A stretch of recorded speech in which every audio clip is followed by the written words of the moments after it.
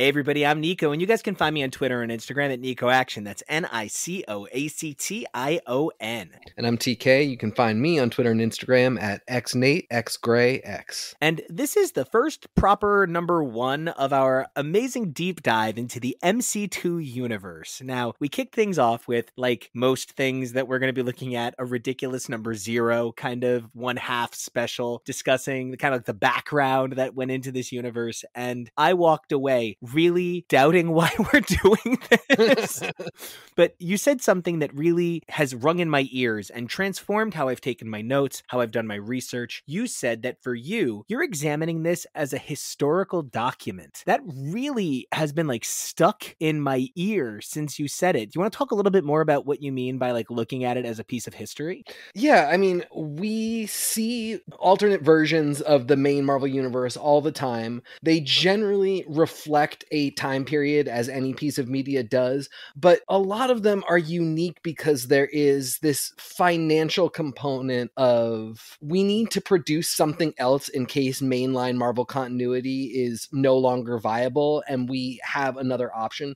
So from that perspective, you're really seeing not just, as any piece of art is a reflection of its time, but you're seeing a sort of distillation of the quintessence of the Marvel Universe at that time, according to a sort of corporate mandate, and how you take that into something that is consumable for somebody who is no longer interested in mainline Marvel Comics continuity. And that's just especially interesting right now because of the way that we're seeing the influences from all the various parts of the comic universe come together to create the Marvel Cinematic Universe, and what gets highlighted and what sort of gets completely shoved into the back of the closet so that we don't remember it anymore is fascinating. I also love the perspective it allows us to think about generational relationships in the Marvel Universe. There's something very specific that the Marvel Universe allows people to grow to a certain point, and then you just gotta stop, man. You have to stop. It is okay to maybe give,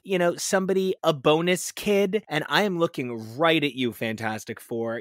It sounds a little bit random, but to talk about something that was kind of happening right around now, though the sync is a little bit off, Valeria Richards really is a recent fucking character. She's like 25 years old, and when you compare her to her brother who's like 50, that's a significant age gap for these characters. And it's almost like seeing Miles, where Peter plays this pasty avuncular role to Miles in a very attractive way, where Carol plays a very familial guiding role to Kamala in so many ways. And I think that's so important because MC2 maybe didn't see that yet. They didn't know that the Marvel fans were going to kind of pump the brakes at some point on allowing these characters to age. And I think one of the big things that you see with this as a historical document is this was the last time Marvel really asked us to take an old man character seriously without them being old man someone. Yeah, I think that's true. I mean, people age sort of logarithmically in that you're always approaching like past middle age, but every year the increment to getting there is getting a little bit smaller. So, to me, I feel like the Cyclops that I read is in his mid-40s because of how long I have been reading him. But when writers and editors talk about Cyclops, Jordan D. White, I think, thinks he's like 28, which I can understand why that has to be the case. But to me, both in terms of how much history I have for Cyclops and how he behaves in a lot of ways, to me, he's got to be in his mid-40s. But he's also really getting to that point where, regardless of if he's 28 or 45, which is a big gap, he's staying in the same zone and never aging past it. No matter how much life experience he gets, it is this sort of creeping towards like, yeah, someday he'll be an old man, right? But not for another 70 years worth of comic storytelling. So, what MC2 did was sort of take some important characters and just pull the Band-Aid off and just get them to an age that this is where we're working with. We're not going to get into a bunch of back and forth about how they got there, about what happened in between. They just are the age that they are. For Spider-Man, that is old enough to have a 16-year-old daughter, so, mid-40s, I would hope. Yeah. It's also how the artist draws him. The white streak in the hair really ages him beyond, I think, what the intended age is supposed to be, but it's just there so that you have this idea of like, oh, this is an adult Peter Parker. I sometimes wonder if it's one of those like editorial said he has to look different in a significant way. Yes. Because you can't confuse the lines when you look at the book. That might even have been an element. I think we are very much looking at an era of Marvel where things weren't the definite they are just after, like we discussed. You know, people don't remember always how bad a bad era is. Like, to be in a bad era feels really bad. And then right after it, when you look back, you go, oh my God, we were so close to the edge of the cliff. And then, like, with a little bit more distance, you're like, but was it really that bad? I mean, everybody made it out, right? But there is really some heavy sadness to the books that were kind of coming out at this time, even the good ones. Marvel didn't have the cohesive backbone, the, you know, command of industry that it would soon get. Marvel has only lost top market share, I think, like 8 times in the last 20 years. And this is right before that era begins. So we are really seeing them kind of try everything. And I really do think we see them in this episode alone try literally everything. Everything.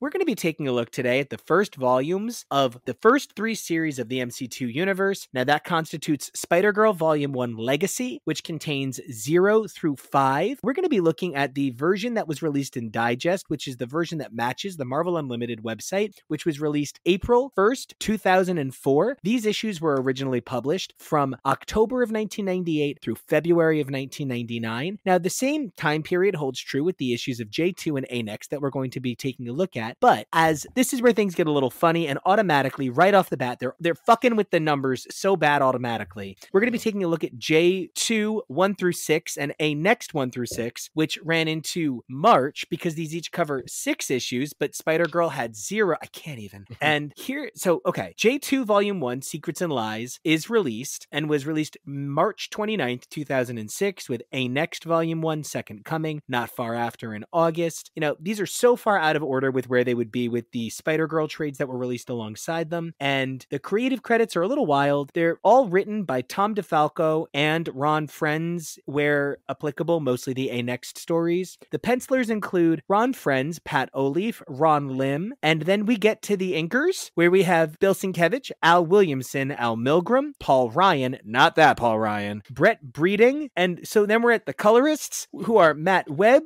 Christy Scheel, Bob Sharon, Tom Smith, yes, that Tom Smith, and then for letterers, holy shit, we have Dave Sharp, Jim Novak, Janice Chang, Jim Morelli. Okay, I got through everybody. The highest sales contained in these 18 issues is Spider-Girl number 1 at 62,805 copies, while the lowest sales represented in this read is going to be the 32,413 copies of the ever-plummeting J2. Once J2 starts falling, he just can't stop. He's unstoppable. Oh my God, fuck me.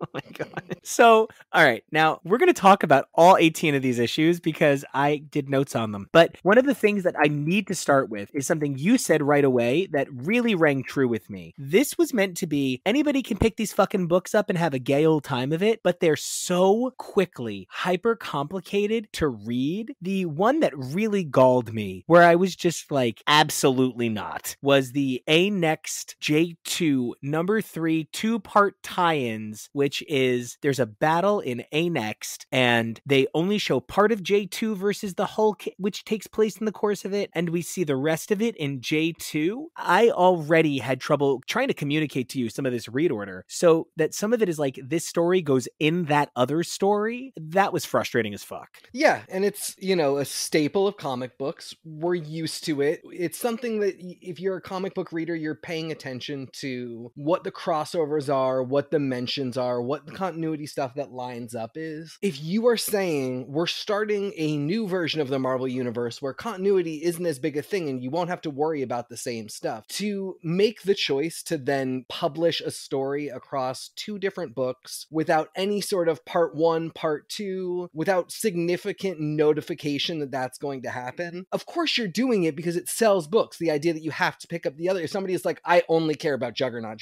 Juggernaut's the only character I care about, I'm not buying A-Next or Spider-Girl Spider-Girl, but then you have, this important crossover story. Sure, you have now forced that person to buy A next if they want the full story. Brilliant, but you have shot yourself in the foot for the promise of saving people from continuity disasters. And again, you're not looking at it as a feature, you're looking at it as a bug and trying to sort of dance around with how you can make money off. It is a clear sign right off the bat that they don't really know how to do what they claim they're doing, and that this is going to be whatever it is as a project. Okay, so I liked a lot of the ideas in Spider-Girl, but the execution was at times nightmarishly zeitgeist. Like, it was so fucking 1998, 1999 comics in an alternate universe at the big two. Like, I maybe it's because this is the trope. Maybe this is what made the trope for its era or something. But there were points at which this was certainly a victim of its era. But for every victim of its era story, and God, fuck, where there were a lot of them in J2, but there were some really cool stories. And I found myself engaged in the characters, as you and I both discussed, probably not for the reasons they wanted us to be. But if I had to say one of these was the best, for me, Spider-Girl Volume 1, far and away, blew the other two Volume 1s out of the water. There is such emotional heart in Spider-Girl. I love Mayday. Like, I legitimately think she's a great hero. She's not this hero. I don't think she's the daughter of Spider-Girl who put on the costume for the first time in number 0. That makes no sense to me, but I like Mayday Parker a lot. The weak one for me is A Next. I seriously struggle to get through.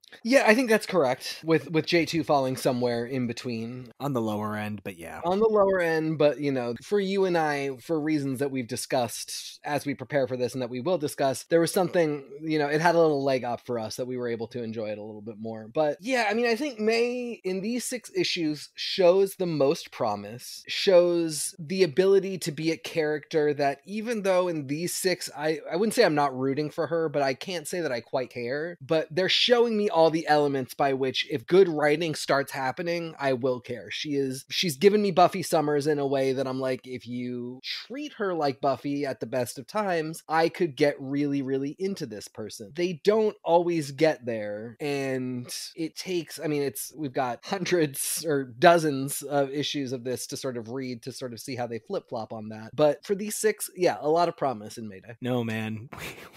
We have hundreds. Yeah. We have hundreds. Yeah. But I think, without getting too far ahead of ourselves, there is a lot of queer coding in anything where a guy can size change and has a secret inner life where he is a powerful creature who can't reveal his power to other people and has to purposely hide behind stronger figures. Like, there's a lot of that is very queer. And there's a lot, like you said, about girl power in Spider-Girl. And what A Next has is some cool takes on some classic Marvel heroes and very minimal characterization for all of them outside of anger. Yeah, there is a little bit of generational stuff happening, but it's not particularly nuanced. And Thunderstrike, as the child of a Thor person, doesn't really differentiate in any significant way from Stinger as the child of an Ant-Man, Wasp, Giant Man person. Like, they're all just the next generation in a way that's like, time has passed and the originals aren't young anymore, so here are new young people. There just isn't a whole lot more to it than that, which is fine. It's just not compelling. What's really so funny is that I had not even thought of the ways that Thunderstrike is exactly Stinger. I'm too struck by the ways that Thunderstrike is exactly J2. Right. And what's more amazing than all of that is Tom DeFalco brought Kevin Masterson as Thunderstrike to the Marvel Universe proper. He had a 5-issue miniseries that looks just like MC2, where Kevin gets the mace and size changes into his dad, like literally his dad, and joins Avengers Academy. And like, legitimately, this character has a path to existence in the Marvel Universe, because after Tom DeFalco stopped writing him, the members of the Marvel writing staff kept him going with things like Avengers Academy, and I think he might have been in Arena, but I know that he has appeared on lists of Thor characters. And so it is really interesting that the character that we're like could work but is a little duplicatey is the one who's kind of in the MU now. One of the things I've decided I'm going to do my best not to do, unless I'm very confused about something and need to look it up for purposes of discussing it coherently, is I'm not looking anybody up and seeing what happens to anybody. I made this mistake with a couple of characters that I was like, I'm clearly missing who this person is. In both cases, there's no actual reveal. It's just whoever, and I'm not going to tell you who it is. But at that point, I was just like, I'm not going to look anybody up. I'm going to let all of these stories unfold how they are. And if after this is all done, I'm desperate to know if anything ever happened with Thunderstrike again, I can go and find those issues. But I'm just going to sort of let this happen to me as it does, as we read it. I want to start with Spider-Girl, if that's okay with you. Of course. You know, number 0 has such an alluring cover, and there's something about the fact that she's got that full body wraparound spider that I really love. It actually makes her chest look bigger by having the spider go further, so it helps defeat any of the size issues that she might experience being a more slender spider figure than we're used to since the 1960s. You know, in the 70s, they started bulking him up a bit. It makes her chest look bigger in a human way. It does not make her breasts look big. Oh, you know, it's true. not. I really appreciate that the way it looks is not like, look at this hot babe with huge gazungas who's in a Spider-Man suit. This is a female version of Spider-Man in a very straightforward, you know, the pose is like a little cute and coquettish, but in 1998, for what you kind of coin toss could see from any particular female character, particularly if it's a spin on a male character that is meant to sell books, this is actually a surprisingly worthy costume. Oh, for sure. And we've made the joke a few times that May is not the most feminine or the most conventionally. Yeah, they're not making a vixen here. She's not Jean Grey, who just can't stop getting her long red hair in her face. Oh my God, Scott and every other guy. No. And just like randomly models. Yeah. Just and goes to fashion school. Mayday has this fucking hairband and she's got this up wild fucking hair. And our first great shot of May on page 3 of the digital edition, if you read it as Spider-Girl 0 over on Marvel Unlimited, she has these like giant feet and these hideous claw fingers and these nightmare spider eyes. And she's going to eat the basketball and she's just shattered the backboard. The NBA Jam. And she's putting her legs behind her head like she's folding in on space-time. It is not sexy. Thank you. Thank you, guys. Thank you, Ron Friends. And thank you, Bill Sienkiewicz. And you know what? She's probably very sexy to someone. Yes. This does it for someone. Right. But I know what was being pandered as sexy at that time was Domino bent over trying to reach for the gun that she keeps up her cooch. So the fact that this is anything but that and she's meant to be 16 years old is like actually beautiful to me. And it's something that I just think should be celebrated for all of the sillies we're saying. Yes. Even, you know, the character design, I think the intention was something like T-Boz. Short hair, overalls. That wasn't the style anymore in 1998. So what it comes off as is a 35 to 45-year-old woman who has realized that she has same-sex attraction, has left her husband, cut the hair off, new life, new me. Rooftop garden. Brussels sprouts, the whole bit. So it does not give me 1998 16-year-old girl, but it also does not give me 1998 comic book 16-year-old girl who is actually a 25-year-old porn star that's been traced onto a Spider-Man costume. So this is weird. I don't know how we came to these choices, and no editor was like, maybe we missed the mark a little bit. Let's like meet in the middle on it.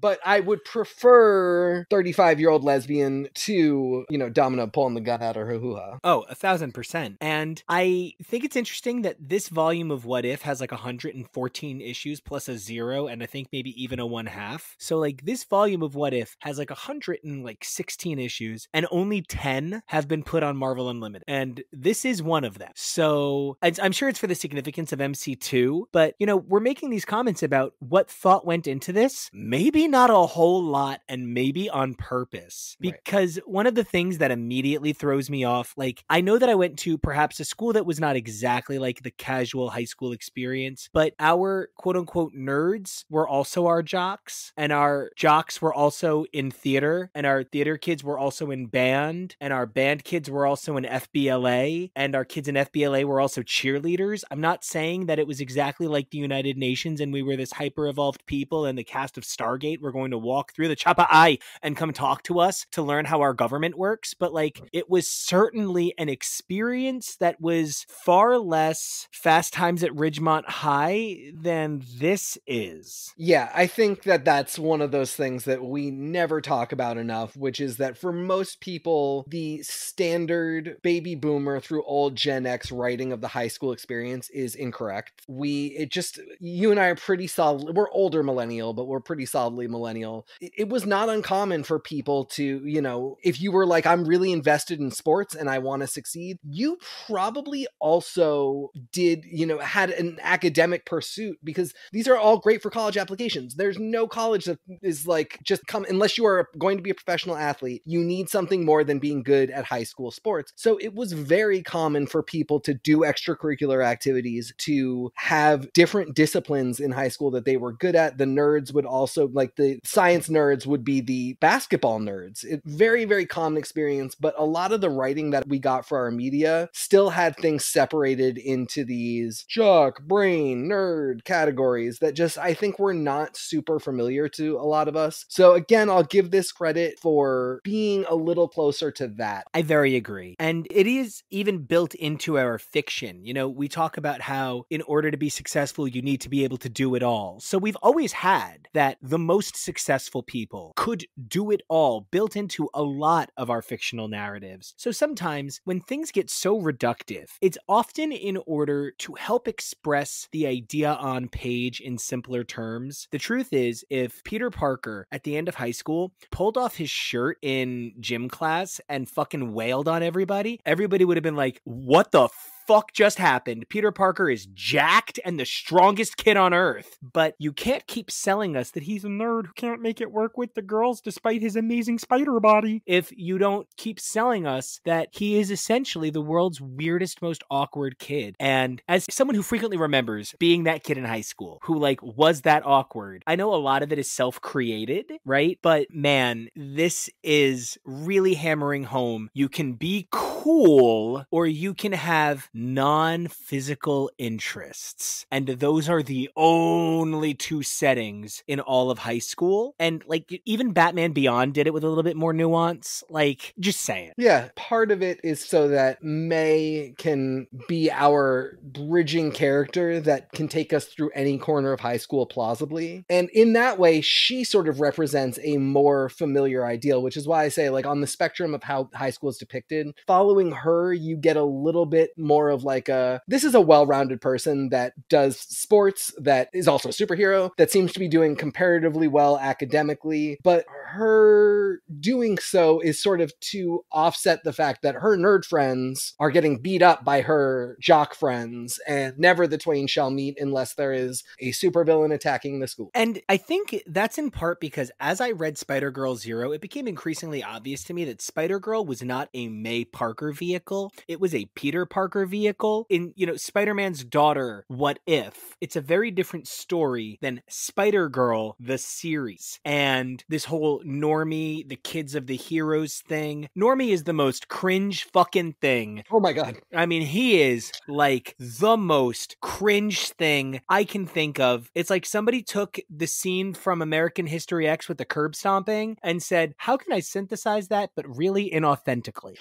It is a bit of a disaster in terms of creating a compelling villain. That is really the second biggest flaw of this issue for me. The biggest flaw of this issue for me is May being like, I guess I am super powerful. I just never thought about it. But you know what? Yeah, I'm a superhero. Again, I don't understand where editorial was on this. It is established repeatedly that she's not a mutant. These powers didn't turn on one day. She's getting these powers from her father. The idea that there is no ramp up and that they turned on at a basketball game, but then sometimes there's little mentions to maybe there was something. There was just no clear idea of, if it is literally a turn on moment, it has to be a much bigger thing that has has to be her year zero, her day zero, the day that they literally turned on, that we like flash back to 8 different times. What was happening on that day? I remember that day like it was my whole life. Or you have other things like I kept almost falling down the stairs and for some reason I would always write myself. Like there has to be some understanding of I never got sick. Right, exactly. And what did that mean? And why was my father not saying anything to me about it? Why did they never check on this stuff? Like, why were they not concerned?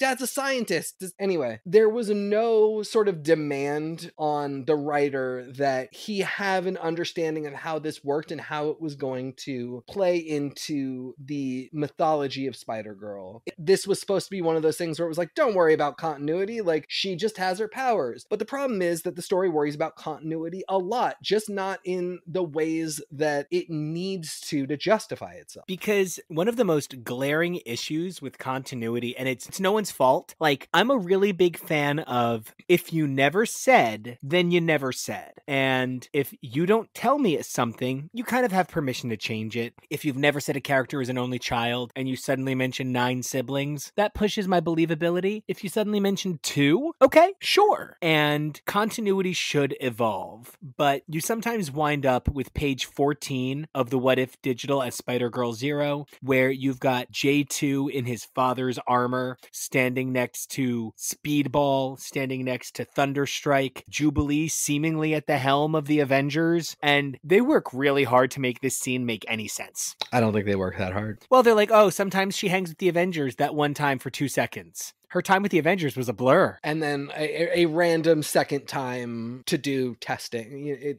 I forgive it because they were developing a universe. What I have perhaps a little bit more trouble with is the fact that Spider-Girl feels the need to think to herself that she's feeling loose and slamming heat because it sounds to me like she just had an enema and she's about to do some hard drugs. And I'm really uncomfortable. It's like later on, one of the bad guys launches a gaseous projectile and says that he's about to introduce a party popper to the situation. And I'm like, different meaning.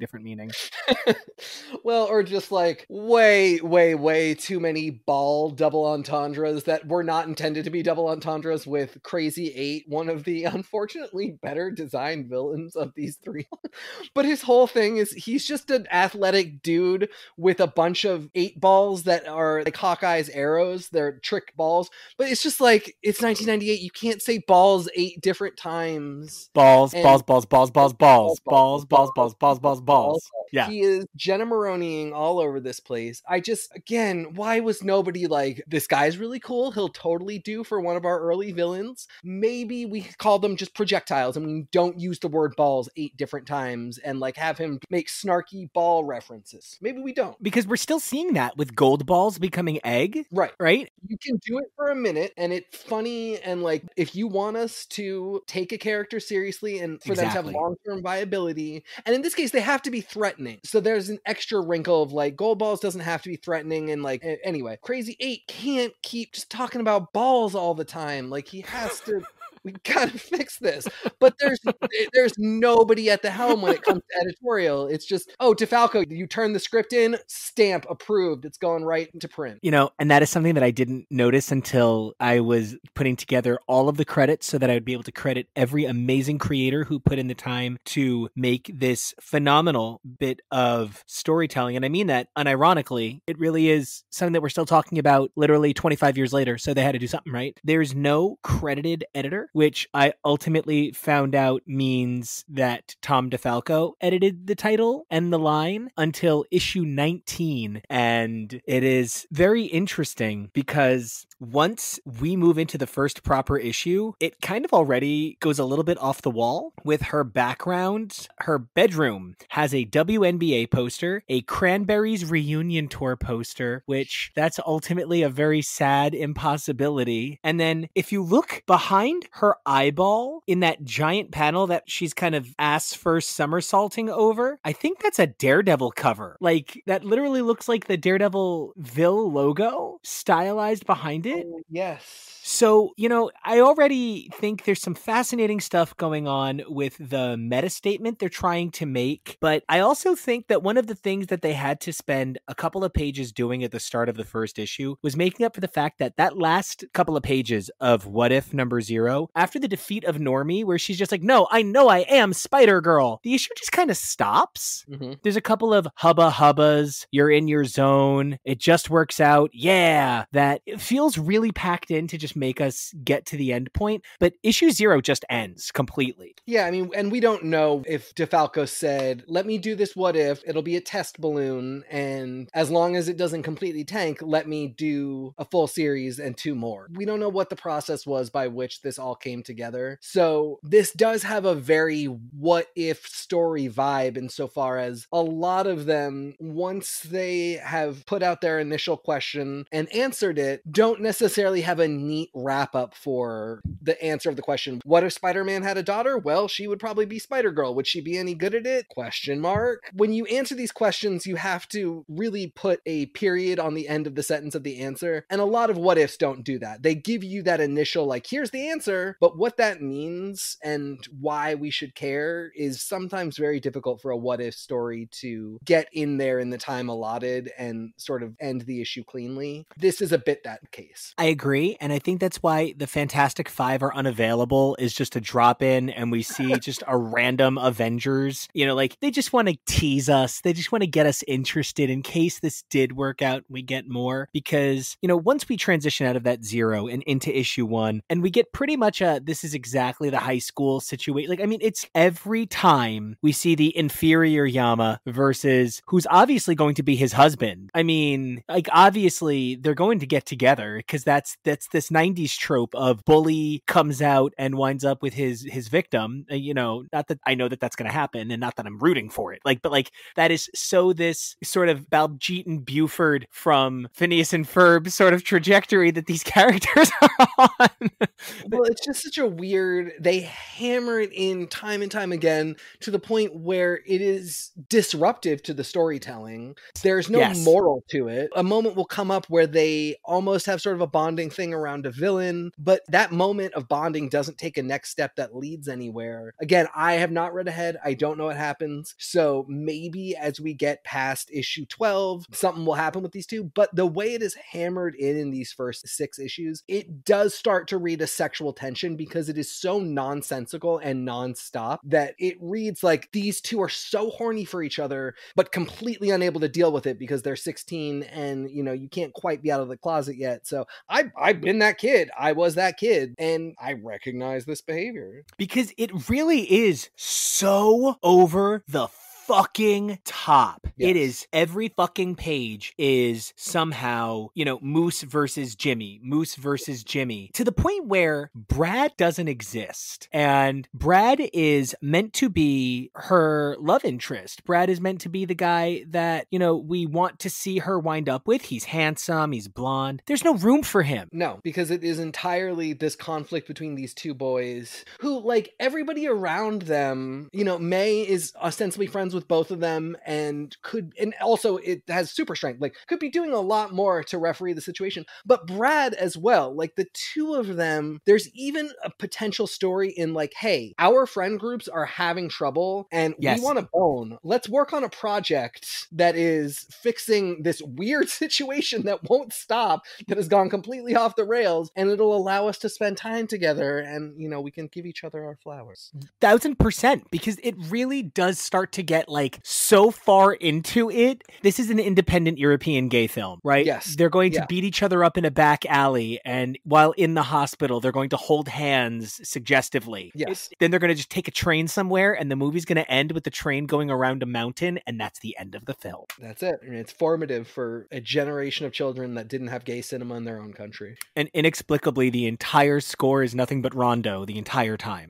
So I think that, I also found the lack of adult characters. Like, the more I thought about it, yeah, they gave May a ton of characters in Zero, even though it wasn't about her, because they needed to give her something. Peter didn't have anybody except Mary Jane, and Mary Jane really didn't have a personality in Zero. She gets one throughout Volume 1, and by Volume 2, I love this MJ, but it isn't until Phil is introduced, Uncle Phil, a slightly different take on a 90s Uncle Phil, but he ultimately does not do a whole lot for me. I think he could have, because when Uncle Phil Urich is introduced in issue 1, I'm obsessed with Ben Urich. Like, this is like built into the core of who I am. I think that, if you're talking about the Father, Son, and the Holy Spirit of Hell's Kitchen, Kingpin is the father, Daredevil is the son, and Ben Urich is the Holy Spirit because he's the voice of the city that won't let a good man go down. And like, Ben Urich's story is by far one of the most powerful things about the entirety of the Daredevil or Spider-Man narrative. Think about what ultimately fucking Norman did to my poor Ben. So like, using Urich as a name already gets you on my good side. I'm already manipulated. You have what you want from me. Then you make him a well-intentioned sort of Neil Patrick Harris, back when Neil Patrick Harris could be believably well-intentioned kind of guy.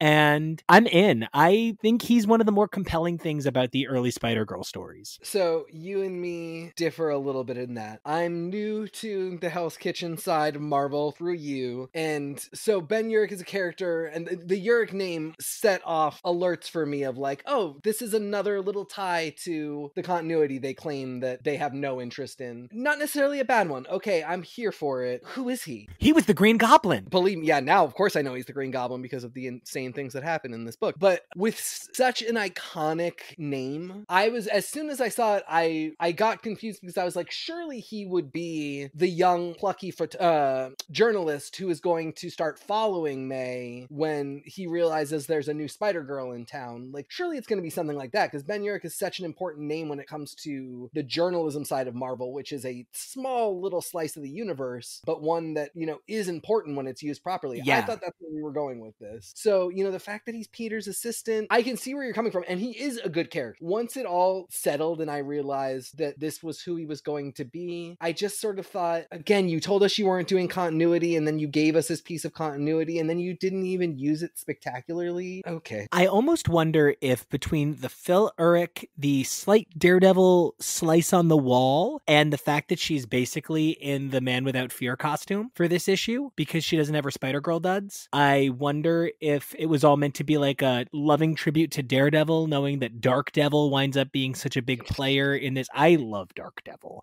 He is so stupid. So super stupid. I like super stupid, but like the stupid, like I kind of like stupid, not like how many times they say English lit. That's too stupid. Yes. Captain Ruiz is fine. Yeah. She's there. Fine. Yeah. You're always going to have a police higher up, especially like with Peter working for the police. Like, of course, there's going to be somebody like that who never really understands what's going on. And Peter's always trying to do double duty to make sure she never discovers May, and May's keeping her kids from getting kidnapped or whatever the fuck happens. There's always that character. It takes a lot. I feel like DC does good things with those characters a lot of time. Marvel doesn't have the same grasp of plucky police chief. Definitely agree. Marvel always goes a little bit more ACAB with it. Yeah. Like real way harder. And I wonder if part of that is like the balance of bad guys. You mentioned him a little while ago, but between Crazy 8 in issue number 2 and Mr. Nobody, like the most forgettable bad guy in the world. Like, how is that your number one bad guy? I mean, and Crazy 8 kind of looks like broccoli, so he's strangely not much better. And no. Dark Devil, like the fact that Dark Devil has fangs is the hardest part for me. It is like literally that he's got little spider teeth. Like, like it's too much. Yeah, I kept looking, being like, is he a living statue? Is this a woman?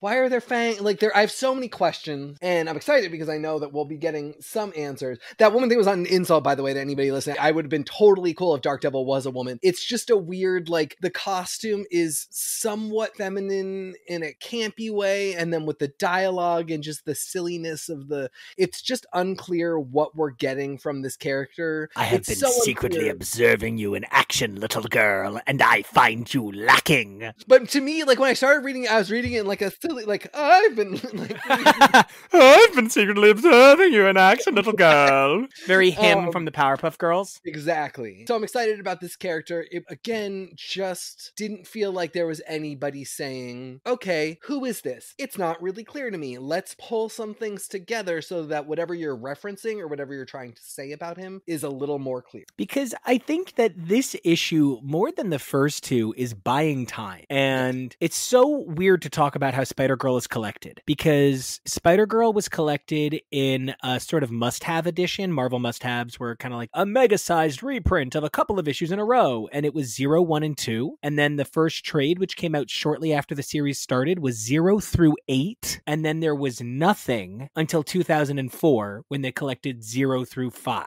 So, you know, Spider-Girl is collected really strangely, and I think that perhaps 0/1 were a bigger hit than they expected, and they thought they had a little bit more time, but I really think like issue 2 breaks down into like pages 2 through 9, where it's all of the setup, 10 through 16, where basically the whole thing comes down to that Obnoxio the Clown reference. You know, that was a Marvel throwaway issue in the 1980s, the X-Men versus Obnoxio the Clown, and so like it's actually a reference to a real comic book, so that's like a really nice touch there. But once again, the center star here is Moose and Jimmy, which is not compelling in the least. No, I mean, it could be. Yeah, if somebody, we can get it compelling. Right. If somebody wrote that today, you can make it like the most ridiculous, cool, fun, gay coming of age story.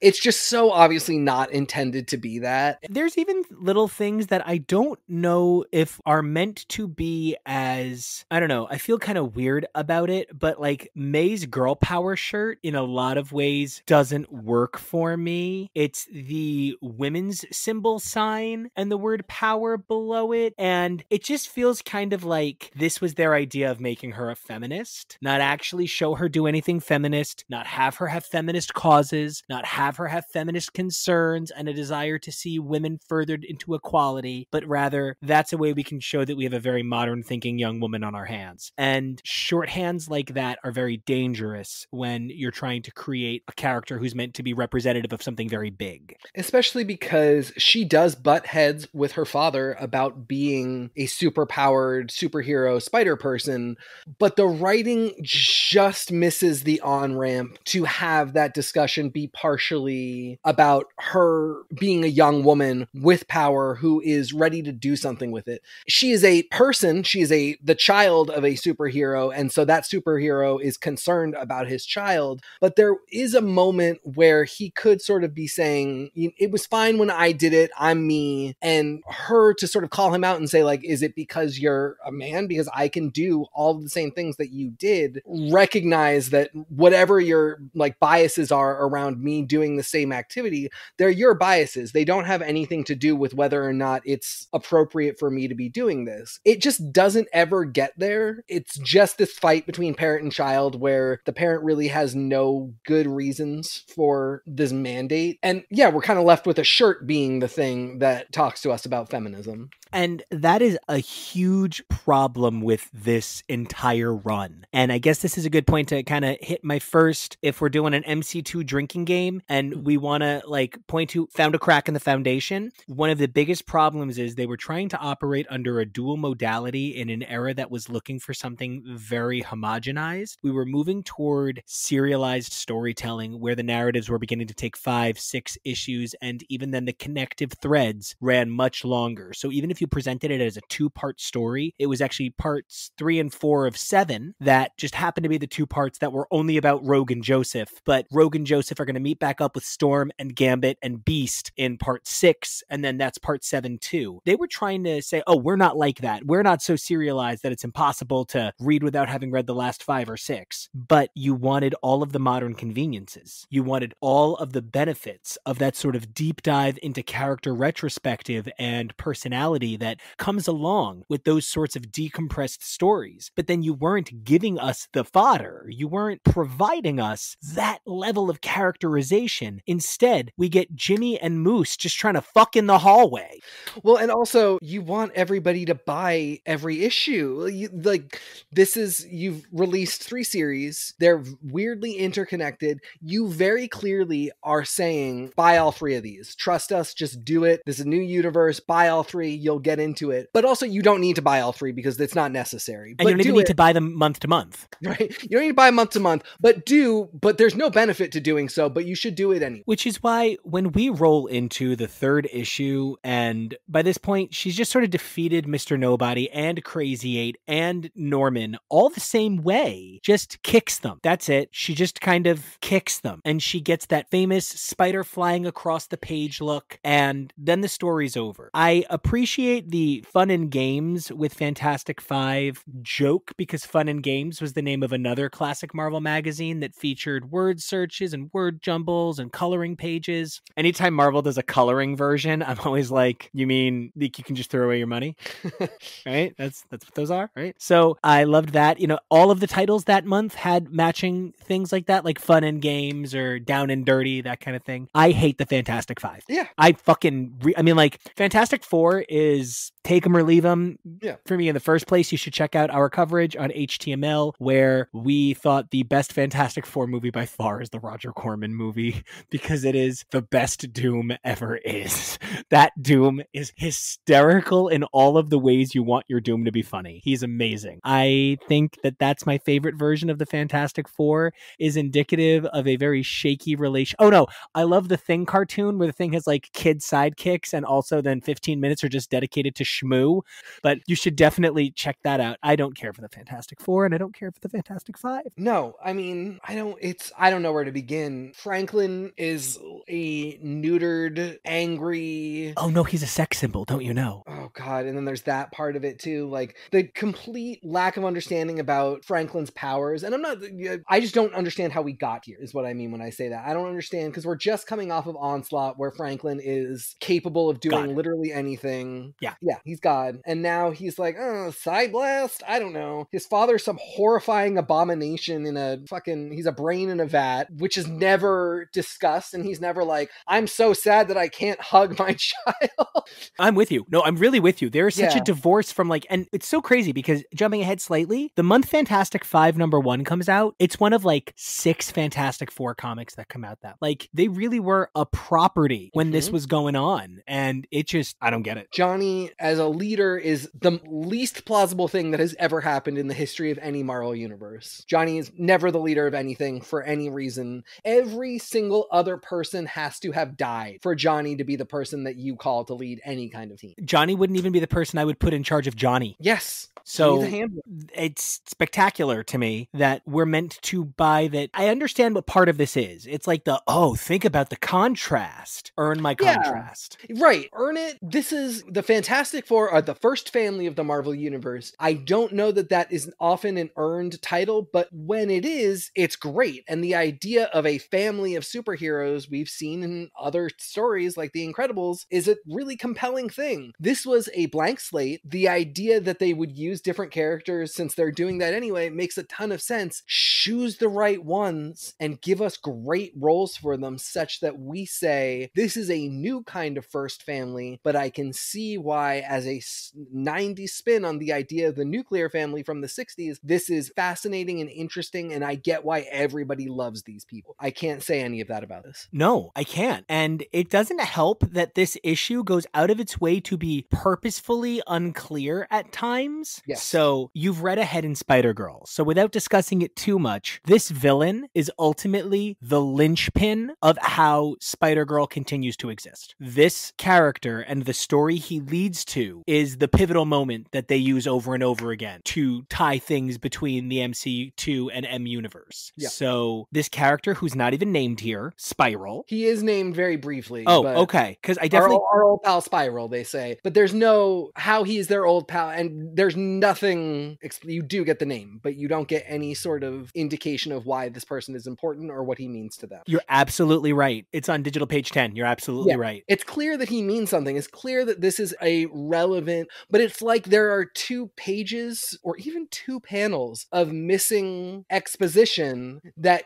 they just need to give us something to say this is actually a really important person, rather than having him be like, I bet you didn't know I'm really important. Because as of right now, he's just a well-endowed J.K. Simmons in a gimp suit. And I don't know what to do with that. Beyond the fact that that's a lot of things that I would put on a list to have someone draw into a comic. I think from them just kind of running away from him, and look, the blue whale literally looks like an ice nun in a condom.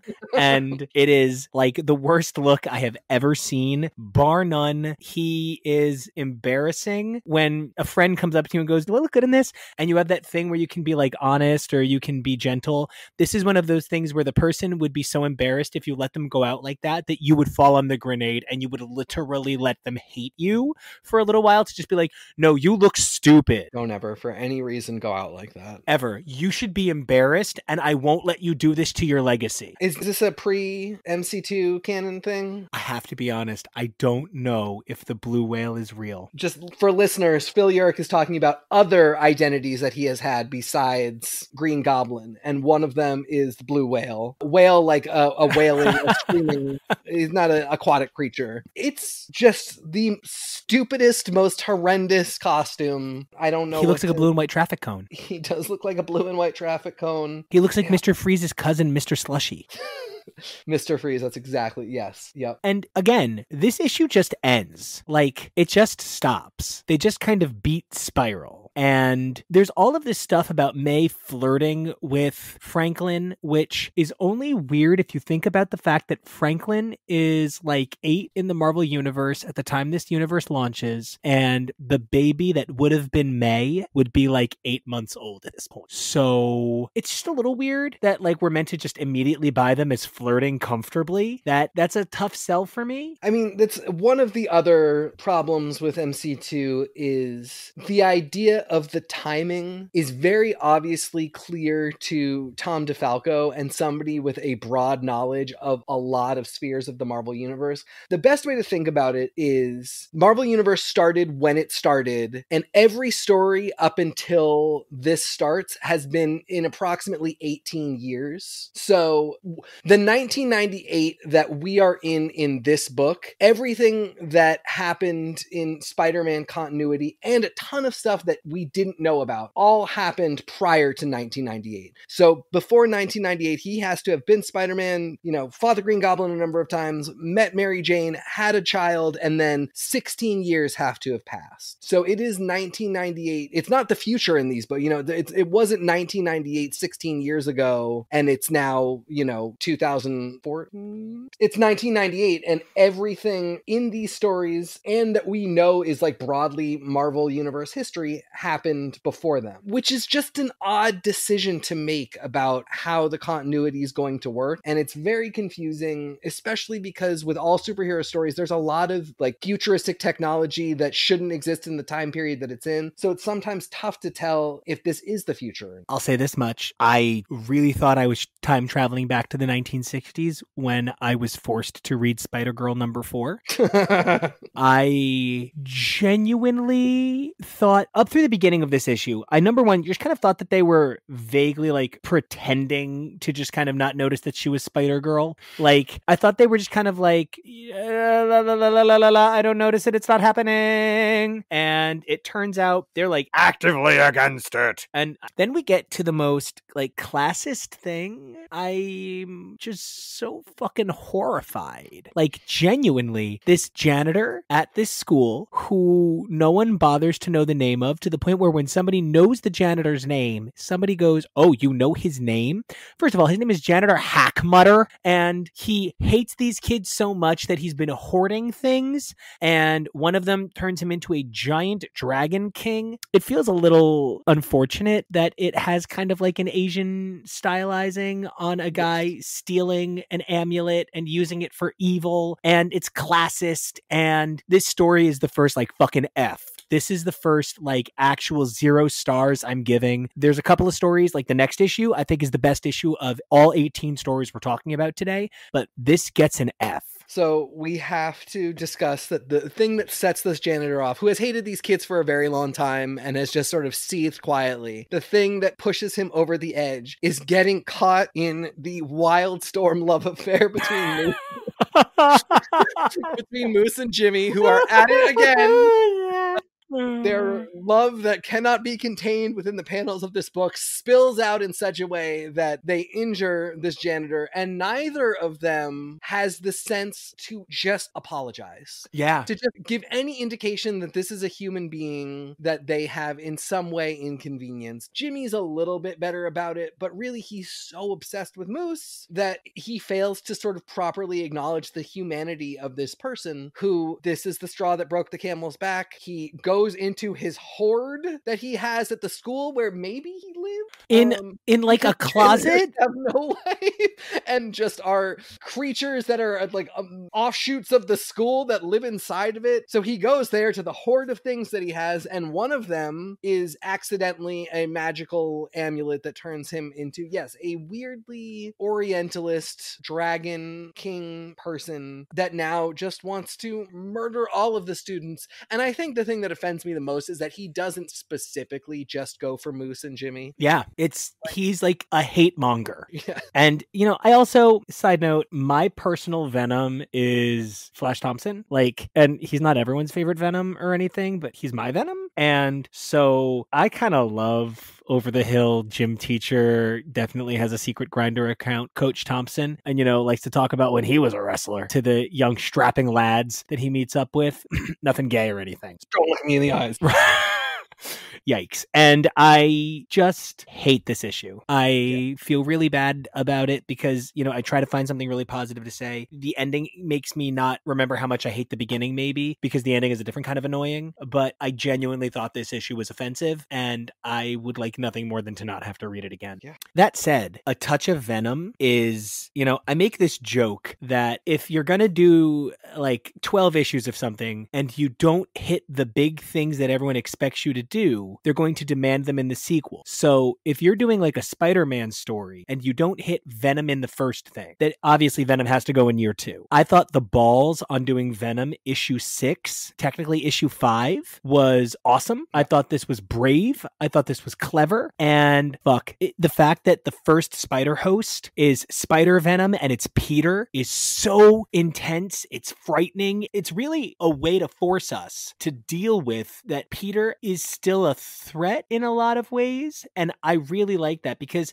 one thing that they did not do was they did not let the fact that Peter has had his leg amputated in any way make him less of a man. He might not be a superhero because he no longer feels that sort of drive in his person, but they don't in any way hinder him. He's not nerfed in any way. So making him Spider Venom bangs for me right away. Yeah, I think without this, to have, you know, put an over the hill Eddie Brock in the costume or something like that would have just been acceptable, and it would have been like Crazy 8. You can see all the reasons why it had to be, but it's not especially compelling. You don't really care. There might be a couple jokes out of it. There's some nostalgia factor if it's Eddie Brock, but we don't care. If it's Spider-Man, it becomes an entire generational trauma question about the future. There's, for me, this real question that doesn't really get addressed, and this is one of those cases where I'm not going to be like, you should have written this, because I kind of like being in my head about it a little more. But how involved was Peter and Peter's mindset and Peter's frustration about May being Spider-Girl and his frustration at no longer being Spider-Man? How much of that played into Spider-Venom's actions and what sort of became of the symbiote? I love that question because, you know, number one, the fact that Spider-Venom is so big and powerful, like he is visually larger than Peter in a way that kind of befits what I I think of when I think of Peter's body. Like, this is Spider-Man size to me. The arms are a little exaggerated and the shoulder line and the traps are a little nuts, but like, this is vaguely Spider-Man size under Todd McFarlane. This is vaguely Spider-Man size when JRJR is drawing him in the big pinups. So this gives me that sense of things, and to think that this is Peter really showing through in some capacity really does back that up. And I thought the actual star of this issue was MJ, her being like, no, you are Spider-Girl, go do it. Like, that was such a moment for me, because this is MJ's daughter too. This is MJ's husband as well. MJ might not have that symbol on her chest, but she absolutely fights in this battle every day as a spider person. And if we're going to talk about the true girl power moments of this book, they really are often between MJ and May, and MJ very clearly doesn't have the same problem with this that Peter does. She has concerns. She is not necessarily just saying, go out and do what you want. But I think when May comes to her and really says, this is what I want, MJ is the one who says, I'm listening, let's talk about it. And that is an important message, that these two women, mother and daughter, can come to each other and share concerns and share needs and share fears, I think is an important part of this story. Because that's probably the thing that made Spider-Girl my favorite. The idea that these characters have an emotional bond, and it's something that made the Spider-Venom issue so good that I don't think any other of these titles could have handled. I don't think J2 had this in it. I don't think A-Next had this in it. And,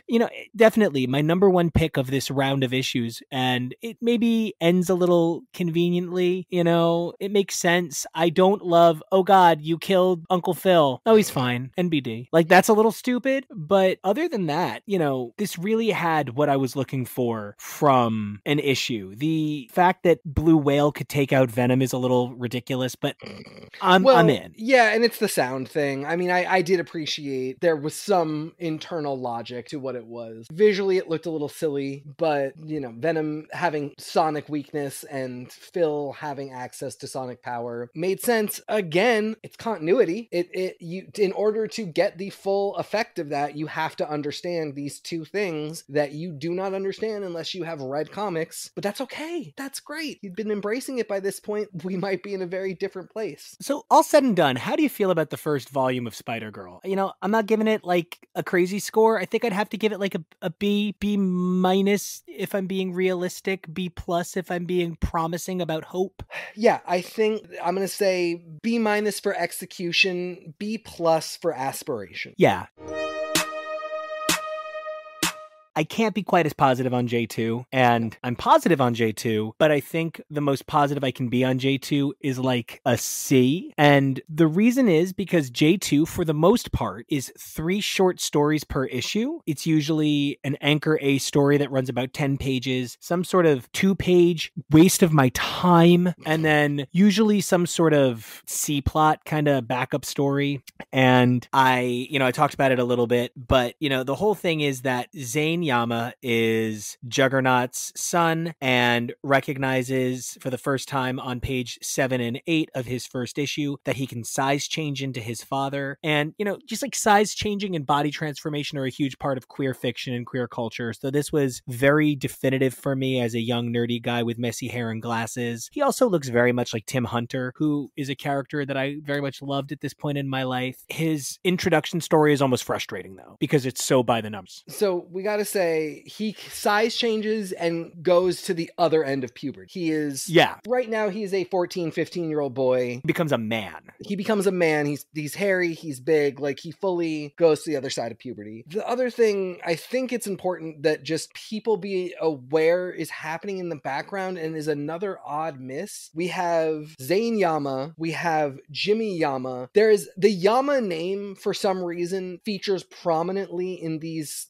3 stories. Again, it's some connective tissue that tells you this is its own contained universe in which the Yamas are a very important people, but nothing happens with that message. Zane and Jimmy from Spider-Girl are ostensibly cousins. And they share one scene I can think of. Do they even go to the same school? I can't imagine they do. Right, which makes sense. New York is big. They don't necessarily have to go to the same school, but it's not clear. The fact that there's only 3 books and there is a mention of the Yamas in all 3 of them in very big big roles, it's weird to put that much effort into it and then not have a core plan for why that would even be the case. Zane has the exact same story as his cousin. Yes. He has an oversized bully who he constantly butts heads with, and it's so absurd because he actually has Flash Thompson syndrome. He's obsessed with J2. So Miller, not to be confused with Brad Miller from Spider-Girl, ridiculous because it's his last name. This is Miller Hallandale. Like, it's so fascinating because I thought to myself, Miller is an HGH nightmare come to life. Yeah. And the reason he has to be so big is so that when J2 is even bigger, Right. it creates visual context. But there is something very, I'm not saying these creators in particular working out their coming of age moments through J2, but J2 is suddenly the biggest man in the world and he is suddenly aware of it in a bathroom after a confrontation with a guy who is normally much larger than him, and then suddenly can't help but run naked and thinks it's very cool how he is aware that he inherited from his father that he is enormous. And this is clearly some people working out some stuff. It plays out with perhaps an innocence when he is Zane, that when he is J2 and an oversized roid monster with clear stubble does not translate quite as cleanly. So there is some moments later on where the play against the size change doesn't really work, but for the most part, outside of kind of needlessly having a young man be naked a couple of times, it stays on the innocent side of body transformation coming of age. Yeah, I think that's true. There is an exuberance and a fascination, and if you want to be very generous with the reading or you are sort of queer and experience this, there's a, like, what potential do I have? What could I become if I just kind of let nature take its course? I mean, in this case, it's like, let magic take its course, but Right. like, what is there for me that I aspire to and that would make my life so different? Because that is all this story is, unfortunately. The first 14 pages of this comic in Call the Kid J2 and Decisions, he discovers his power, he busts through his school, he runs naked, he goes home, he designs essentially his dad's costume with a little bit more black lycra and a t-shirt around his waist. And this isn't a comic book, this is a beat sheet. Yeah. So that when we get to Rocked by Roller Blast, it is hard to care. Miller Hallandale immediately getting to be like, oh, J2 is the coolest and I'm his biggest fan, is such an over the head womp. It's like they took their time by doing the same thing over and over again with Spider-Girl,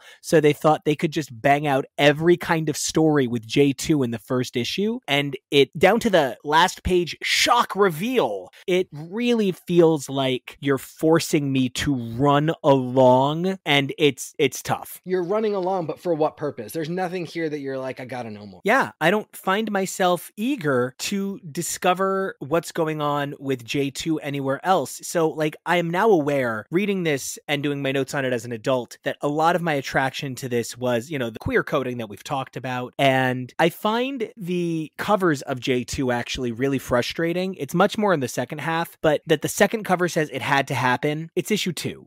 It's issue 7 of the entire fucking line.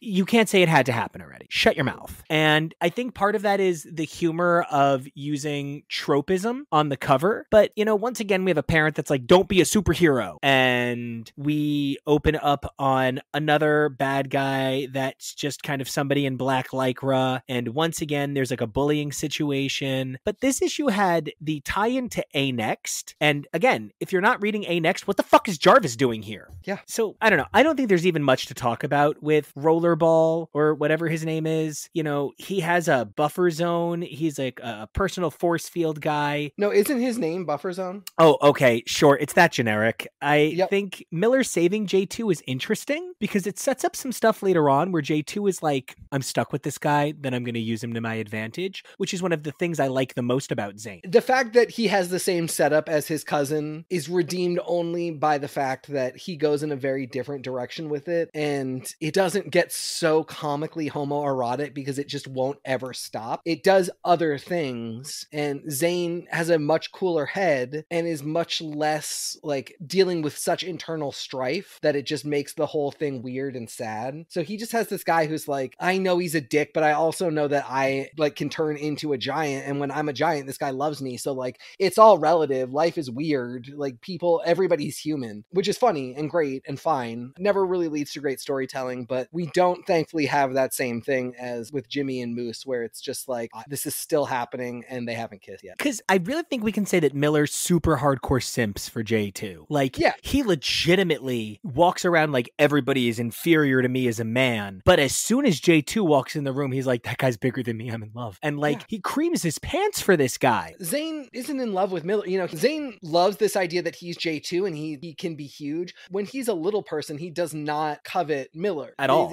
At all. No, his boyfriend is Thunderstrike. Right, exactly. Yeah, this is just some dude in his high school that he's like, whatever. And so the fact that when he's J2, Miller is in love with him is, again, it's funny, and it gives Zane this perspective that I think you and I are being very generous in our reading, because this is not in the text, but it is a great reading of, he's just like, again, we're all human. Like, I now see that this person is as flawed as I am and has a person that he looks up to, and it just so happens that it's accidentally me. Because, you know, before I was super into fitness, and before, you know, posting on my Instagram and Twitter half naked was my favorite hobby, I would think to myself, once I'm jacked, everything will be easier. Yes. My whole life will make sense. Yep. I will be happy and I will love myself. And I spent years getting there and realized I'm actually more about the journey. Yeah. Like, I'm more about the process. Being jacked isn't going to make my life easy. Having the conviction and the willpower to do something as dramatic as transform your body is going to make your life better. But once J2 gets that in an instant, he's forced to confront the fact that enormous, he still can't get Talia. He still can't save the day. And now he has all these new problems that are horrible. Yeah. He's got to help save the world, or, you know, he's still a kid. We'll get to it, but there's this just amazing moment in an issue where they fight the Defenders where he just panics. And it is probably, to me, the most insightful moment in all three. Truly, truly. And then I think it's probably really exciting for us now to talk about something that I'm half convinced I'm going to move this over to X's for podcast, this little bit of coverage. Oh my God. I hate the X people so much that I love them. Yes. They are such a bad take on the X-Men that Yes. it comes around to good again. Full circle to good again. Yes. Angry Eagle, Simeon, Spanner, and Torque. Led by Jubilee, who has named them the X people. It's 1998. We can't say man anymore. It's the X people. I just don't know whether or not like the X Heroes or like Mutant Force. Like, X people is like the dumbest name they could have come up with in a lot of ways, on a lot of levels. It's almost tongue-in-cheek, like the girl power shirt, in a way that's almost rude. And Jubilee has moved them to Saddle Ridge, New Jersey. I'm from Jersey. I don't know why you do that. Maybe tax laws in Westchester were becoming less than forgiving. That sounds like New York. That's the thing, that, like, you know, if she was like, we had been living in Siberia and I needed to move them closer to New York, we went from Westchester, where for some reason we could no longer be, to New Jersey.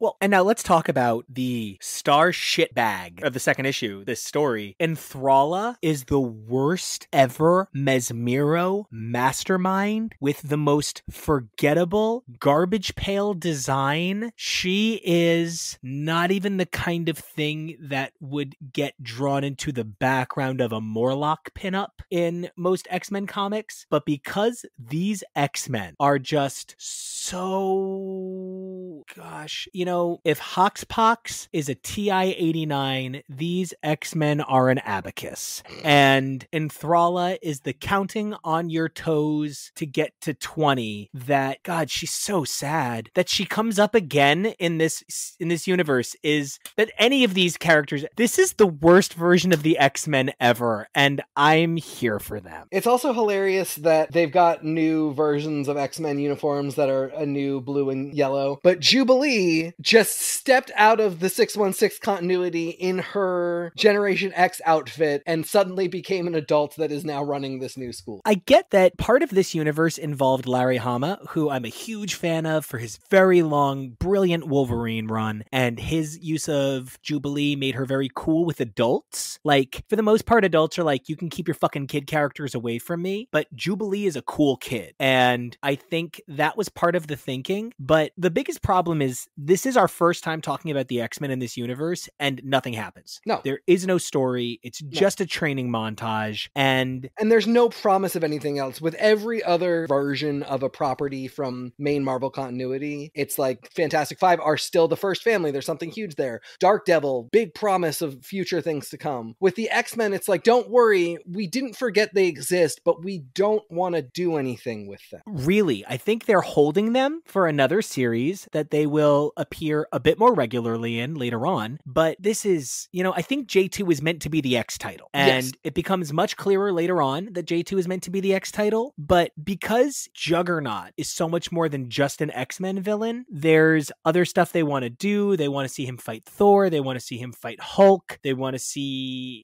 this sort of coming of age in there as well. And because of that, this X-Men story just didn't have time to thrive. Yep. And let's go from a story that just didn't have time to thrive to, I guess, half of a story that worked really well for me. The J2 Hulk story. I don't know that I get it. The way it's done here, the Avengers half is really strong, and I like a lot of the emotional beats where we see Zane keep being afraid. But my big problem with this issue is the dialogue is just never synced up to the art in a way that I normally would never notice. I feel like Hulk constantly looks like an animal, but constantly sounds very eloquent, and J2 constantly looks like he's gearing up for more fight, and his dialogue always sounds kind of weak. It feels very much like this got re-scripted later on in regard to the A Next issue, and yet doesn't really land. And they even try to be like, oh, you don't need to read that issue, you're fine. No, you do. You absolutely do, because there's not enough here to justify why he's fighting Hulk. And then within the issue, there's just not enough here to justify why this issue exists. I love the idea of interiority and,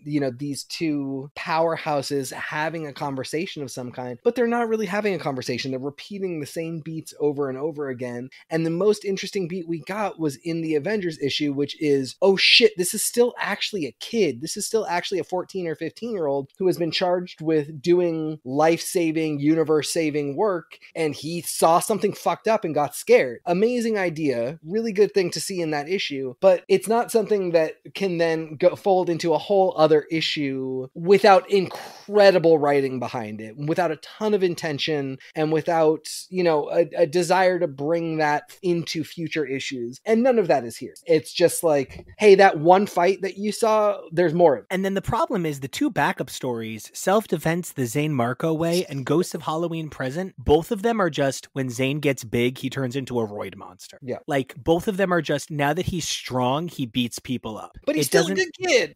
But he doesn't think. No. And one of my notes is that, number one, in the Self-Defense the Zane Marco Way, there is definitely some fuck your bully's mom to this. Yes. That he's like, oh, you can take me down. He. Never mind. It's kind of gross. Yeah. And Ghosts of Halloween Present, that it's just about him feeling sad in front of women. This is 3 years from New X-Men. Yeah. Is this really what we're doing right now? I thought both of these were not quite the F that Dragon King was, but I thought both of those were wastes of my time. Definitely a waste of your time. And also, DeFalco's writing all of this, so he's got J2 in Avengers being a much more nuanced character around girls, and having them respond to that and be like, oh, you're a great guy. That just doesn't make sense. Like, none of these characters develop in a way where you're like, a writer is in charge of showing you the various facets of this person and how he grows. It's just throwing stuff at a wall. And then we get to a story that I think actually kind of works. I thought the Doc Magus Nemesis story where he was chasing his dad was one of those things like the Venom story where you needed to do it. Yeah. He could even find his dad early in the series. If the series had run 100 issues, I would have been fine if he found his dad at issue 20. Yeah. But you needed the at least it didn't work once as a draw. It's just that it doesn't offer anything new for that story. It's kind of a generic magical thing. It has has sort of a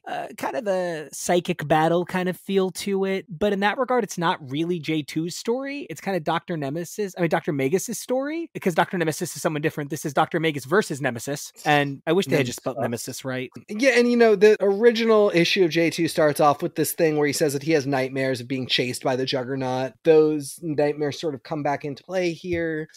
Again, it feels like the writer has some idea in his head about this internal conflict and this bearing of the burdens of his father's name that Zane carries, but there's no clear idea written. So it just literally is like, I had this nightmare, and it actually turns out that the nightmare is real, and we're going to go fight the night. Because, when we talk about, I guess every story is the same thing over and over again, it's not. When you look at like Immortal X-Men and compare that to, say, Marauders, and compare that to, say, the previous run of Sword, these are very different books. Just because it's the X-Men doesn't mean it needs to be the same thing every single month, every single title. And yet I do feel like we do wind up, it's the same story every single month, every single title for these books. Yeah. And I was really frustrated by how perhaps kind of like shrug the end of Father Hunt was, because I thought Father Hunt was a semi-decent story, like I said, but it does kind of end like, oh wow, I guess we'll just have to try this again later, goodbye. Yep. And that's a very 70s ending, but I specifically have an enormous problem with the sad and sorry saga of Slippery Sam,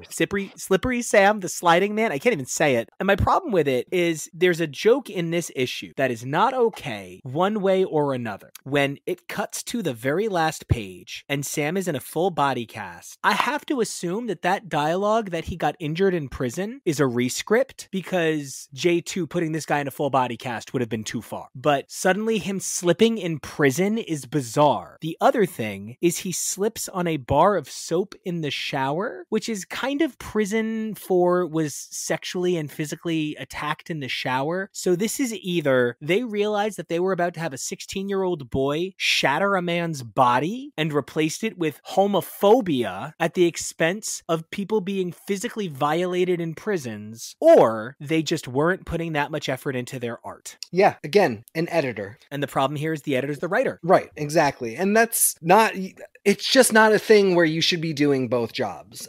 I'm not saying that Tom DeFalco can't do both jobs separately very well, especially when you're saying, let me reboot the entire universe and give you a new one with great new characters that people won't want to follow the same way they followed this original one for decades. You cannot do both jobs. And the problem becomes that you lose the foresight. And I think issue 4 highlights that lack of foresight.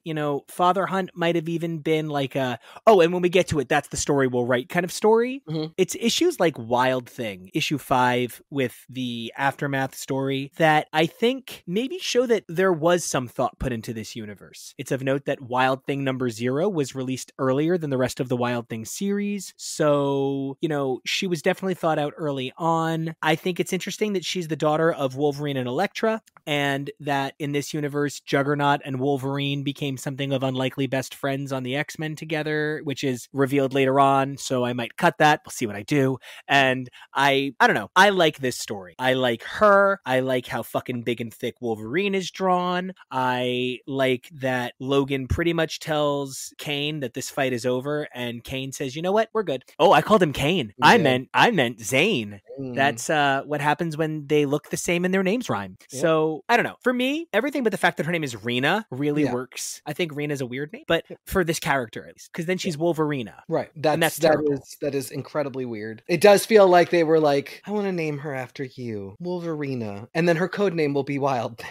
It just, there's no logic. This does work for me. This gives us the best example of how you might acknowledge that continuity is a thing and that it can work for you, while giving us something that is a little more serialized and a little more monster of the week. Rena represents both of those things in a way that Wolverine is so iconic that it's not that hard to get the references and to lay it all down very quickly and move through the issue. But it is a pretty contained story. It's something that you can come back to later, but that is not tied to a lot of other stuff that you have to read, even in the same way that like this A-Next fight with the Defenders and then the J2 version of it with the Hulk, it's just a lot of moving parts across multiple issues. This is just one little contained story, but it is relevant to a larger universe. I guess that's my point. And in terms of the larger universe, ultimately, J2 winds up being in 4 of 6 issues of Wild Thing, and Wild Thing winds up being in like 6 of 12 issues of J2. So this really could have just been an X-Men anthology. And they really could have shared it 50-50 from the beginning and not had so many stupid, ridiculous filler Juggernaut stories. And I like that she's got psychic claws, because then it's a little bit more like Elektra, and Elektra just isn't a body here, which is all she is. She has no dialogue. She serves no purpose. She might as well be nobody. It's like she's lobotomized and they're hiding her from the hand. It is so weird how Elektra has nothing to say. And especially because Wolverine suits up. Yeah, it feels so uneven. I like that this has elements of Wolverine versus the Hulk in Rena versus Juggernaut. That's kind of exciting. I think that she just kind of comes in killing. Like, she's just kind of such a fucking hothead. That isn't my favorite, but I do like that Jubilee stuck up for J2 to Wolverine. That's like,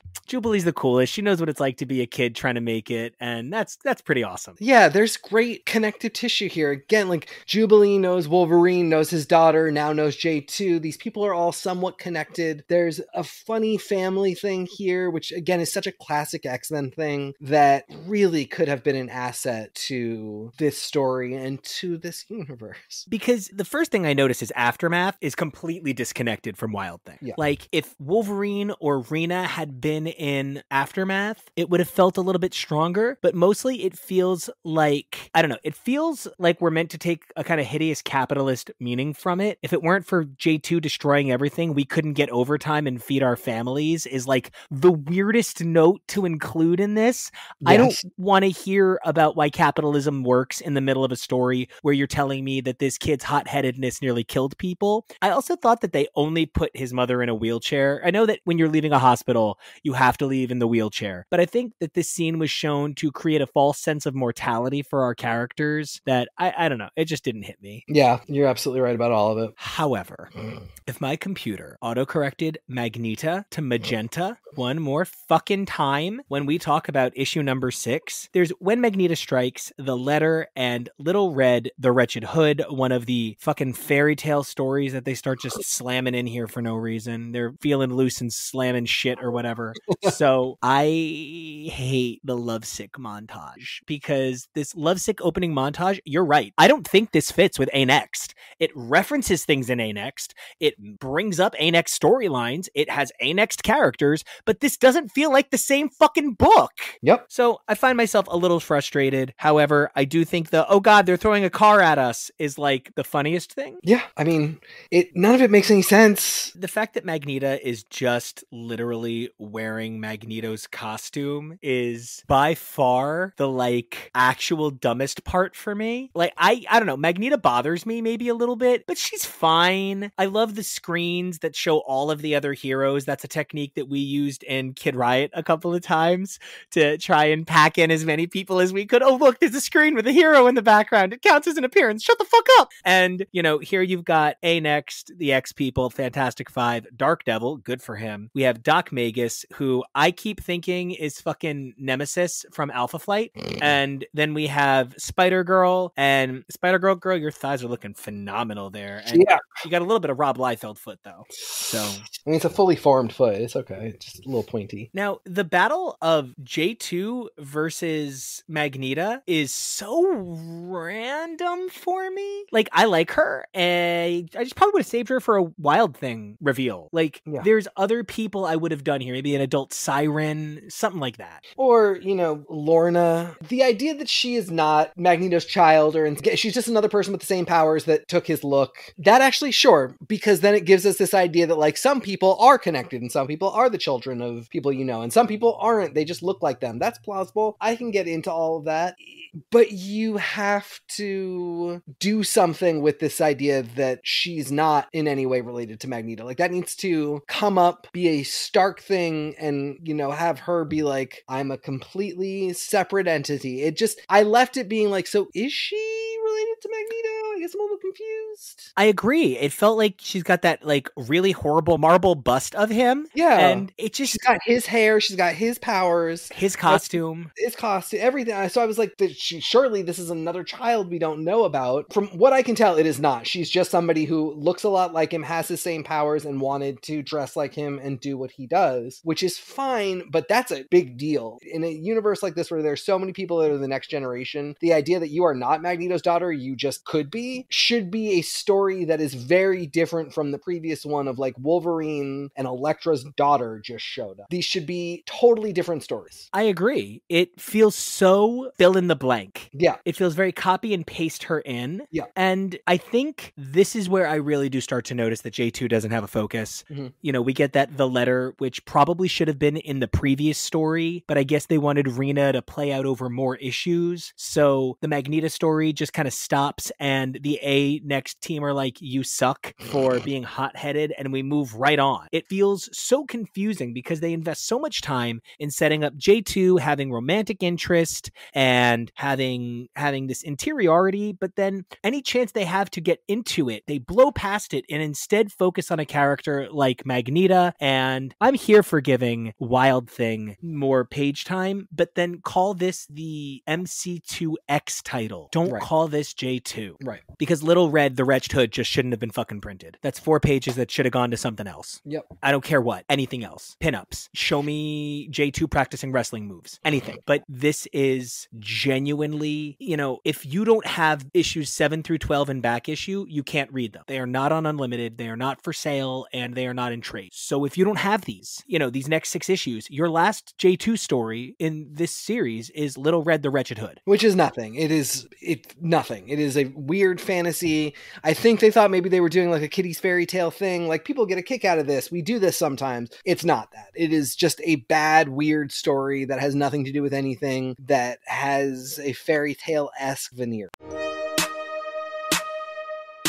I think that's probably the best point for us to move over to A Next, which, for my money, had way too many fucking characters. The entire run, all the way through, I could not keep track. It opens with Jubilee, Speedball, Jolt, Thunderstrike, Mainframe, Stinger, and J2, and by the end we lose half of them, and then every other issue we get twice as many more. This was such a by-the-numbers Avengers story, but then it also had J2 in the form of Thunderstrike all over again, the exact same thing. Tyrus is just an Ulik stand-in. J2 and Mainframe have the exact same pose, back-to-back pages, 10 and 11. This was the thinnest opening of the 3. Yes, thinnest opening of the 3. Absolutely bewildering because we get Jubilee, Speedball, and Volt. Jubilee and Speedball are recognizable as the characters they are in current continuity, which for this book should be at least a decade ago, but they are who they are, and that's fine. But then they don't ever come back on the team. Jubilee shows up again in the book, but she's never on the team, and you really get the impression that she will be. She's on the cover and she shows up and answers this call, and every single issue is the same thing of like, this person that was an Avenger, there's a version of them that is the child or the descendant or neither of those things, but somehow the inheritor of the identity of somebody that you know who was on the Avengers. Here's the story of how they got there. Here's the story of them meeting these people for the first time. Is this a cohesive team? Yes, but also no. And you made a great point that I hadn't even thought about. A Next forms because of Loki, just like the Avengers formed because of Loki. Yeah. In the original Avengers #1. Yeah. All Avengers stories have to start with Loki showing up and fucking things up, and an Avengers team form is apparently my takeaway. And, you know, Thunderstrike not transforming into Thunderstrike was never going to happen. There was no chance Kevin was not going to accept his father's power. I don't even have a problem with Jarvis being like, oh, well, we saved it for you this whole time. Kind of, sort of, not really, but sort of maybe a little bit. It's, there's things about the isn't that convenient that bother me, but it really is that J2 inherits his father's power. Spider-Girl inherits her father's power. Thunderstrike inherits his father's power. In the next issue, John Foster gains not quite Bill Foster's powers, but still yet becomes an Avenger and kind of in becoming Earth Sentry. Like, it really is, like you said, every issue, it's they form a team, the team comes into some problem, someone new from the past comes back, maybe they're a child, maybe they're just legacy, but no matter what, it really does feel like these are stories that were almost tossed Avengers stories, and you could just slot in their parents for them. Yep, with a little bit of additional, like, we need the Avengers back, here's why. Oh, now here's a new Avenger that helps to answer that question. I also thought that perhaps the worst part of the first issue was when I try and time this out with Spider-Girl seeing Juggernaut, or I'm sorry, Peter seeing Juggernaut in Spider-Girl 1. So Juggy's already on the team. So this happens before Spider-Girl at some point. So Juggy is just like, oh, I should just go join the Avengers. How long has he been J2? How long has he been a hero that he's like, oh, I should just immediately join the team? In my own title, I'm talking about how being a hero is the hardest thing in my life, and it's always ruining my life, and it's making everything terrible. I'm going to join this other team while I'm trying to hide my identity from my mom and my friends. Because by issue 3, he is deep in the Avengers, because that's where we have the story where he's fighting. So somewhere after 1 and before 3, months have passed. And it's just what it is. Now he is just an Avenger, and it's super hardcore, and it's what he does. It feels a little bit like they want us to accept that A-Next is like the Avengers, and that they can pull together a team whenever they want and kind of disperse that team whenever they want, but they forgot to make us care about the team, because issue 1 just kind of ends. It just fucking ends with J2, Stinger, Mainframe, and Thunderstrike agreeing to be a team, and my problem with it was, you want me to believe that A-Next are the Avengers, right? You want me to think that this is the world's coolest super team. Hey, how did that issue end? Thor came in, said the battle was over, and everyone went home. A-Next did nothing. They showed up and left. Great job. You stood around.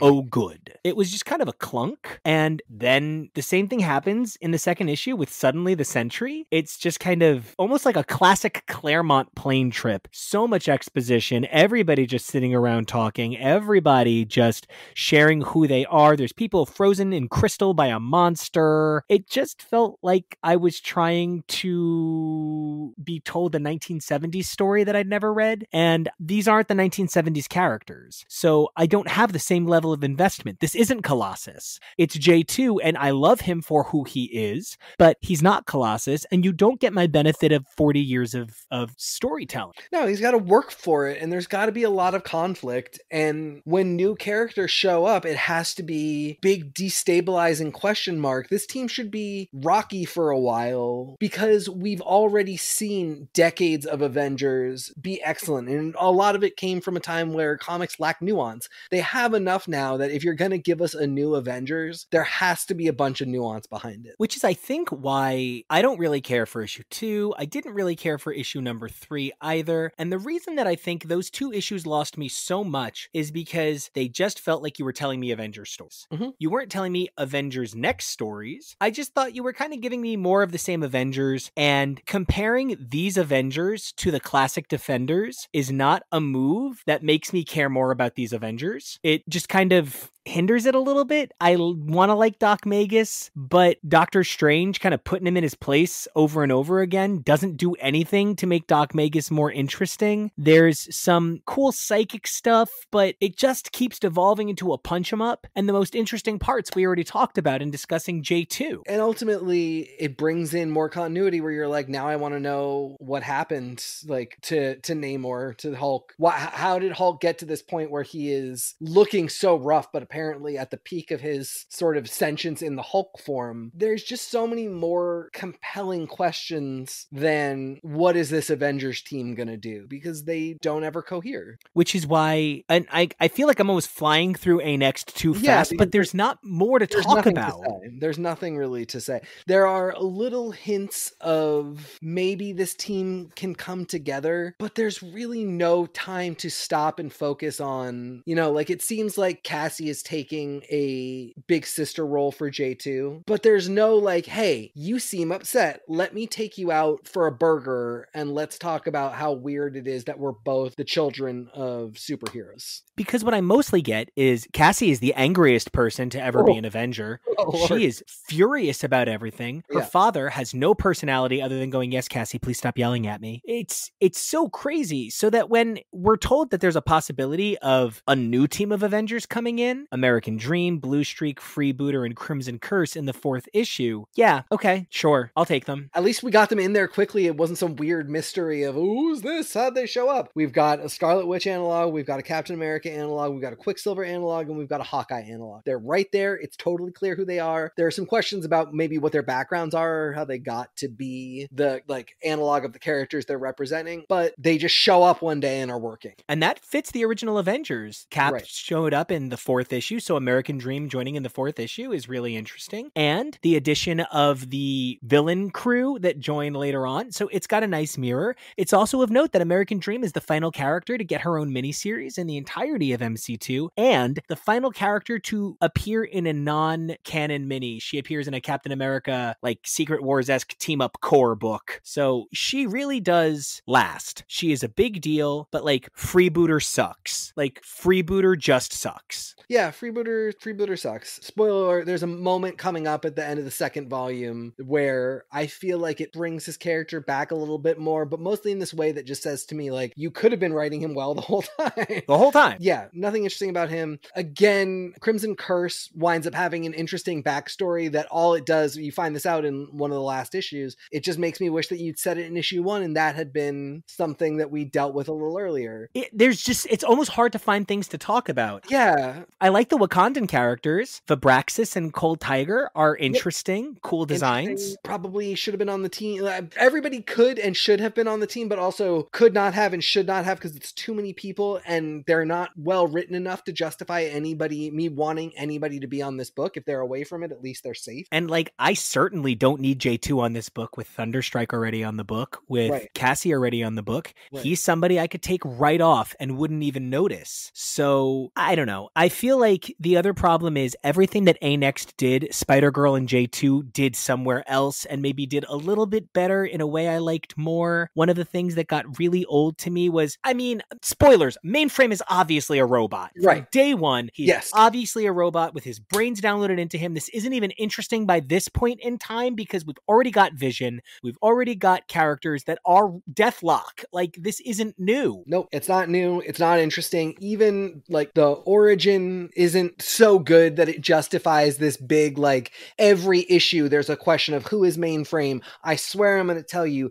here's a weird thing that I did that it really, you should know what I am because it's very obvious. None of it bears out in a way that I'm like, that was worth waiting. That is it 8 issues, 7 issues? Yeah. To get there. It's very obvious and very unspecial. And outside of the fact that they're working to create a team that could be believably as powerful as the Avengers, I don't know why some of the villains they're pitted against are the villains they're pitted against. Like, there is no villain in so much of this, and then all of a sudden there's not quite Doctor Doom. Yeah. And I don't super duper mind that it's Kristoff. I don't get the Stinger thing. It's like that it's Kristoff is par for course with this book because everybody is somebody's child or somebody's descendant, including the villains. Sure, that's fine. But then there was no actual villain and there was no threat. And then there's this weird thing where apparently he and Cassie are in love. Sure, whatever, fine again. But where's the conflict? Where is the threat?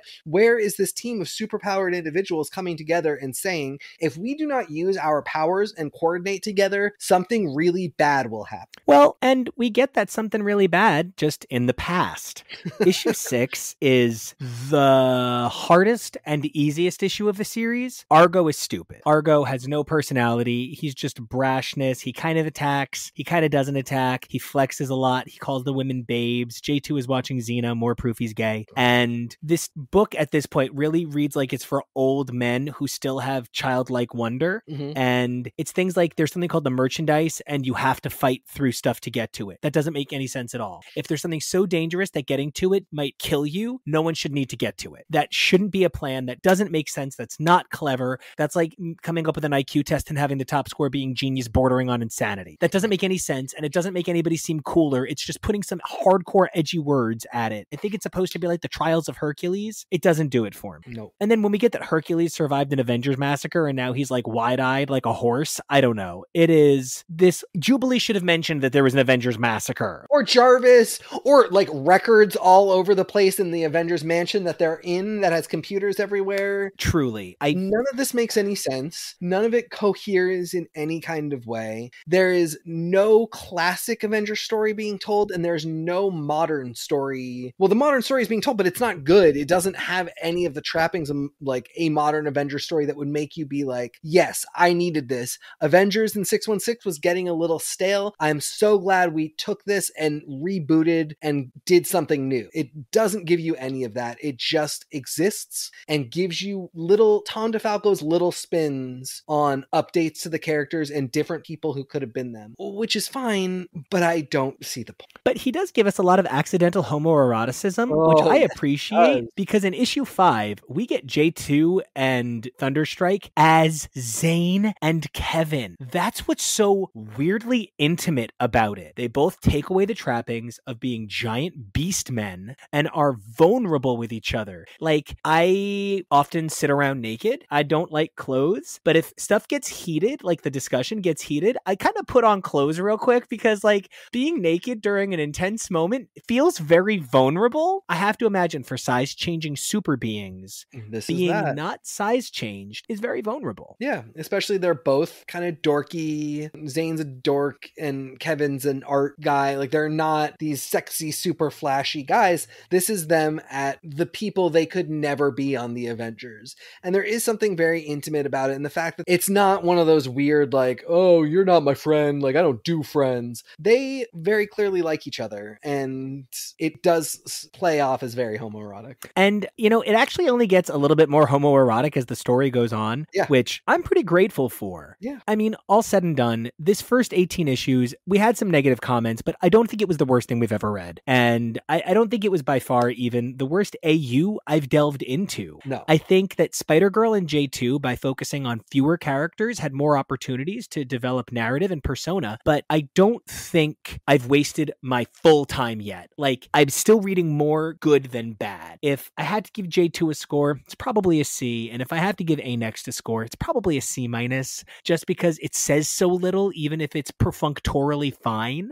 I think the one thing that I will say, especially about A Next, that I maybe didn't bring across in our summaries of it is that question of this is a historical document and the view of the quintessence of certain characters and certain components of characters and certain components of teams. That's all in there. You can really look at this and see what in 1998 was to be understood about, again, the first family, the Fantastic Four, the Avengers, individual characters like Captain America, or in this case, American Dream. Within these stories, there is definitely somebody who is very high up at Marvel saying, this is what I want you to take away from our most beloved properties. And I think understanding that in 1998, as we move all the way through to 2022, there's something important to be carried away from that in terms of understanding these characters today. And I can't wait to keep investigating that with you. This has been a lesson in how long these are going to be. Yeah. But it's also been good because I feel like we really got into it. And I feel like I understand my notes better as well. Yep. And until we dive back into the MC2, TK, where can everybody find you? You can find me on Twitter and Instagram at xnate, xgrayx. And as always, you guys can find me over on Twitter and Instagram at Nico Action. That's NicoAction. Don't forget to check us both out on our partner show, X's for Podcast, where for over 300 episodes, we've been covering the current X books